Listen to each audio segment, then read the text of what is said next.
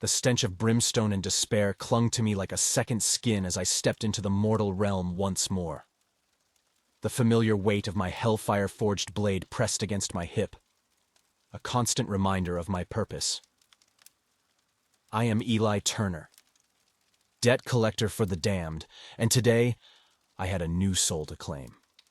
The file in my hand bore the name Gabriel, a man who had made a deal with the devils to save his daughter's life. It was a story I had heard 1,000 times before, but something about this case felt different. The details were sparse, and the contract seemed almost too straightforward for the likes of my infernal masters. I made my way through the crowded city streets, the cacophony of human life, nothing more than background noise to my focused mind. Gabriel's last known location was a small, unassuming apartment on the outskirts of town. I climbed the steps, the ancient wood creaking beneath my boots, and knocked on the weathered door. No answer. I reached out with my senses, searching for any trace of the man's soul, but found nothing. It was as if he had vanished from the face of the earth. I entered the apartment, the lock giving way easily under my infernal touch. The space was sparse, with few personal belongings scattered about. A thin layer of dust coated every surface, suggesting that no one had been here for some time. I rifled through drawers and closets, searching for any clue that might lead me to Gabriel, but came up empty-handed. Frustration mounting, I closed my eyes and delved deeper into the ethereal plane, seeking any hint of the soul I was tasked with retrieving. It was then that I felt it. A flicker of energy, faint and fragmented, but unmistakable. Gabriel's soul, but not whole. I focused on the sensation, trying to pinpoint its location, but the trail split into 3 distinct paths. It was as if Gabriel's essence had been shattered, each piece hidden in a different place. In all my years as a collector, I had never encountered anything like this. I knew then that this would be no ordinary collection. The pieces of Gabriel's soul were scattered to the winds, and it was up to me to track them down and bring them back to the infernal realms. The first piece's trail led me to a dense, primordial forest on the edge of civilization. The moment I stepped beneath the ancient boughs, I felt a palpable shift in the energy around me. This was a place untouched by the ravages of time, where nature's power still reigned supreme.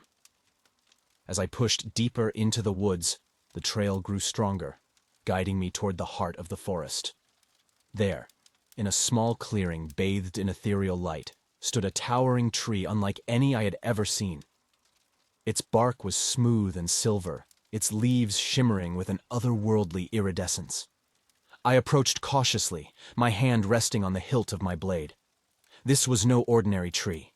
It pulsed with ancient magic, its very essence intertwined with that of Gabriel's fractured soul. "You are far from home, collector," a voice whispered on the wind, emanating from the tree itself.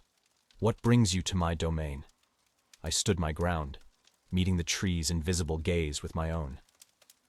"I seek a piece of a shattered soul. I believe it resides within you." The tree seemed to consider my words, its leaves rustling softly in the breeze. "And what would you offer in exchange for this fragment?" I hesitated. Bargaining with ancient spirits was always a dangerous gambit, but I had little choice. "Name your price." The tree's laughter echoed through the clearing, a sound like the creaking of ancient boughs. "A favor, then. To be called upon at a time of my choosing. Do we have a deal?" I weighed my options, the knowledge that such open-ended promises could lead to unforeseen consequences warring with my duty to retrieve Gabriel's soul. In the end, necessity won out. "We have a deal," I said, my words heavy with the weight of the pact. A gust of wind swirled around me, carrying with it a glowing, ethereal shard. I reached out and grasped it, feeling the warmth of Gabriel's essence pulsing against my palm. 1 down, 2 to go. But as I turned to leave the clearing, the tree's parting words echoed in my mind, sending a chill down my spine. "Be careful, collector. The path you walk is fraught with danger, and the pieces you seek may carry a heavier price than you realize." I stepped back into the mortal world, the shard of Gabriel's soul safely stored away. The trail of the next fragment already tugged at my senses, leading me onward to new challenges and unknown perils. But such is the life of a demon's debt collector. We walk the line between worlds, trading in the currency of souls, forever bound to the whims of our infernal masters. And so, with a grim determination, I set forth once more, ready to face whatever trials lay ahead in my quest to reunite the shattered pieces of Gabriel's soul.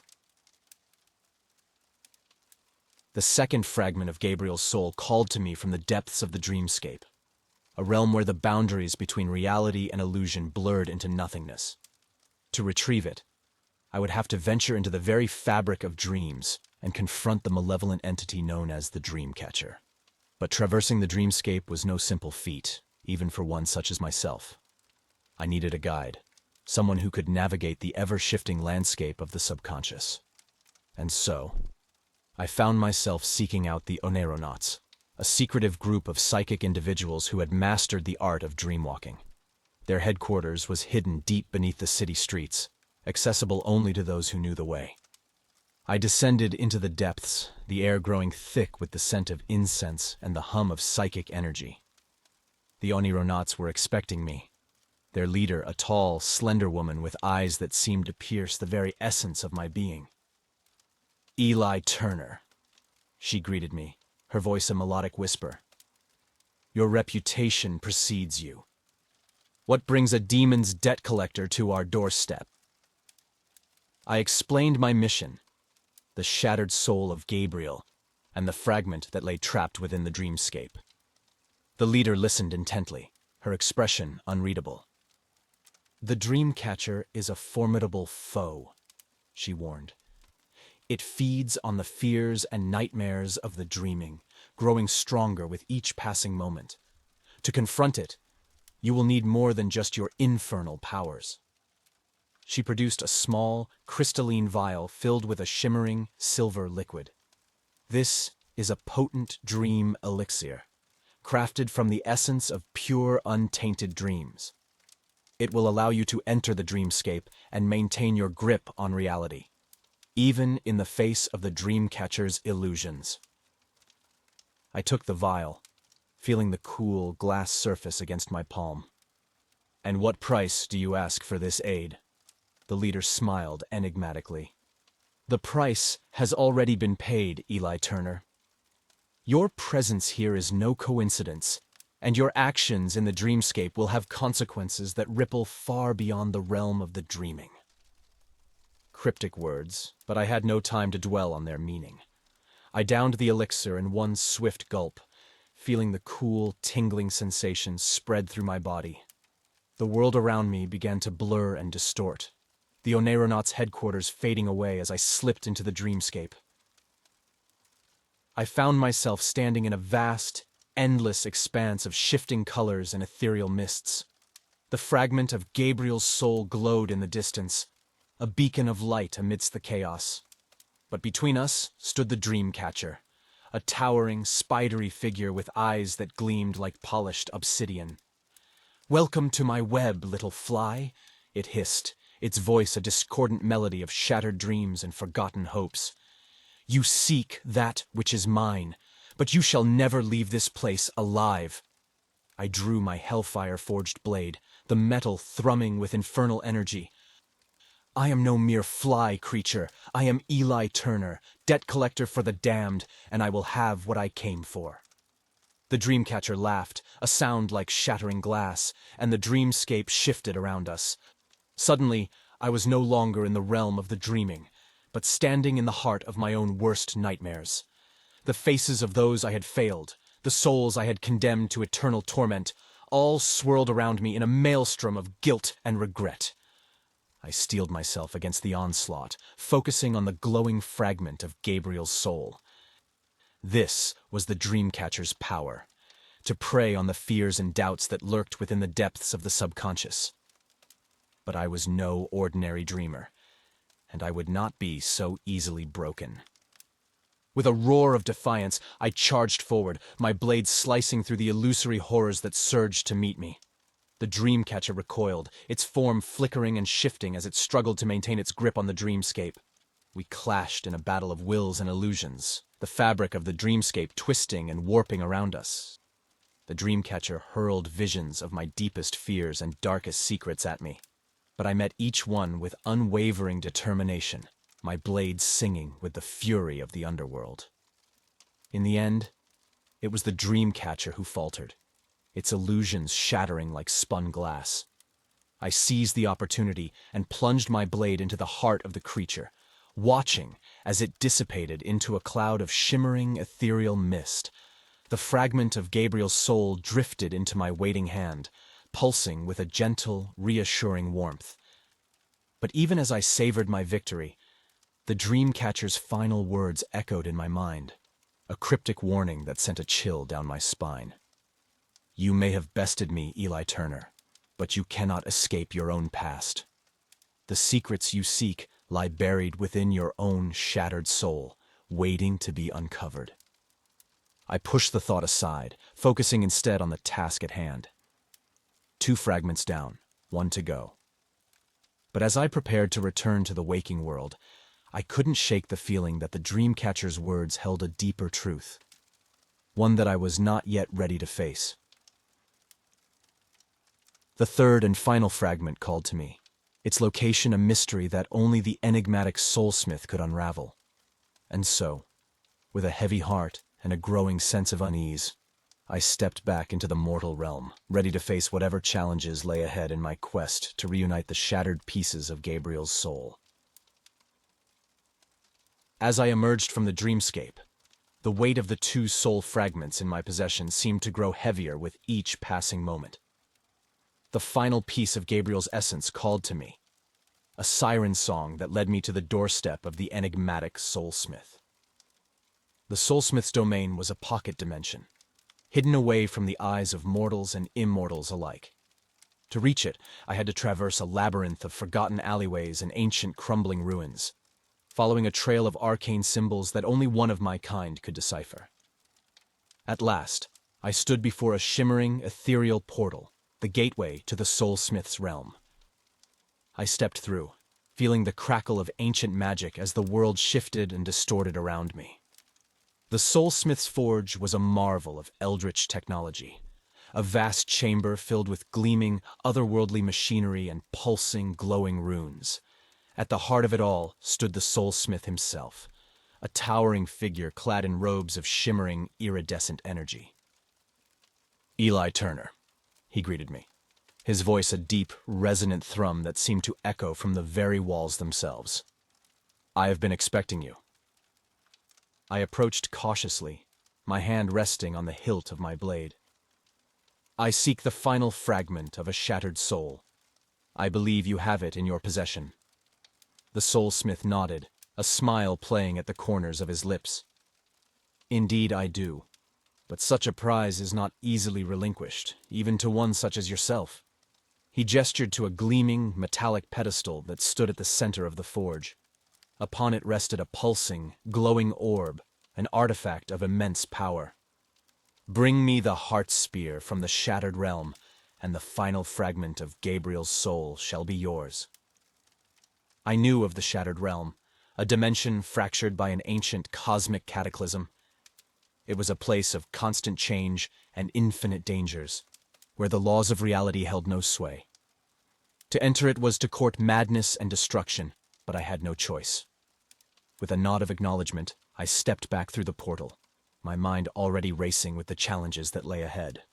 The shattered realm was a kaleidoscope of chaos, a dizzying, ever-shifting landscape of jagged, floating islands and shimmering, ethereal rifts. I navigated the treacherous terrain with grim determination, my blade and my wits my only allies in this alien, hostile world. I fought my way through hordes of twisted, nightmarish creatures, each one a grotesque mockery of life and sanity. The air thrummed with the discordant melody of shattered reality, a constant reminder of the dangers that lurked around every corner.